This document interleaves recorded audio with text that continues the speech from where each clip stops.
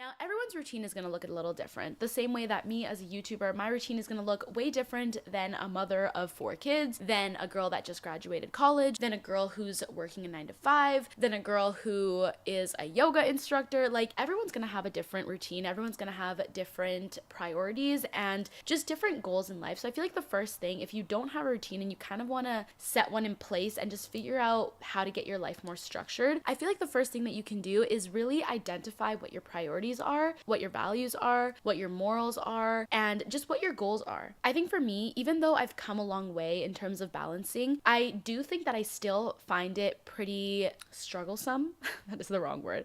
But like, I still struggle with finding balance in my routine, because for me, something that I really prioritize is friendships and seeing friends and just my social life. But I also think that I'm a very determined person in terms of work, but I'm also very determined in terms of fitness. And I just feel like with so many things as a priority to you, it can be hard to delegate your time to everyone. So I think that's the first place to start off at. Figure out what your values may be and just your overall priorities. You can do this by having a little journaling session, or even just writing it out in your notes, just figuring out exactly what it is that is at the top of your list. For you, this may be your career, your relationship, your health, your personal growth, leisure. And then once you've identified this, then you can officially delegate your time and your energy accordingly, because realistically, we only have so much energy in the day. And if we are giving our energy away to the wrong things, or our attention to the wrong things, or even spending time with people that don't actually lift us up, it can be super draining and not actually benefiting your life at all. And I think for me, something that I also have to remind myself is that just because I'm busy, it doesn't mean that I'm being productive. And a lot of the times I think that I am being productive because my day is fully booked up. I've got social plans here, I've got appointments over here. But then I take a look back on myself and I'm like, wait a second, I've been neglecting my work. I haven't responded to this text. I haven't responded to this email. And then I realize that I've just been allocating my time to the wrong things. So I think, again, setting priorities, setting your goals, and just making a list of what you actually want to accomplish is what's going to set kind of a starting point for you. And again, same thing goes for your values.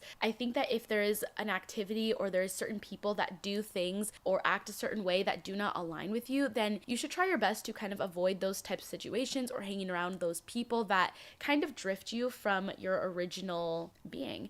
And also, I think if it's a little bit hard for you to identify what your values are and what your morals are, it's really important to spend quality time with yourself, so you kind of just have time to sit with yourself without distractions, without other people's opinions weighing in on your own and telling you what you should and shouldn't be doing. And then once you are by yourself and you're being your most authentic self, spending time alone, figuring out what you like, then you can truly see what is meant for you and what isn't. And I say yes to too many things. One of the things that I really love to do is set time in the beginning of the week, in the beginning of the day, in the beginning of the month. Set aside time for my friendships and for myself. Something that I saw on a TikTok was that before you are planning your week or your month or whatever, make sure that you set aside time for you first and foremost, because that's the time that's going to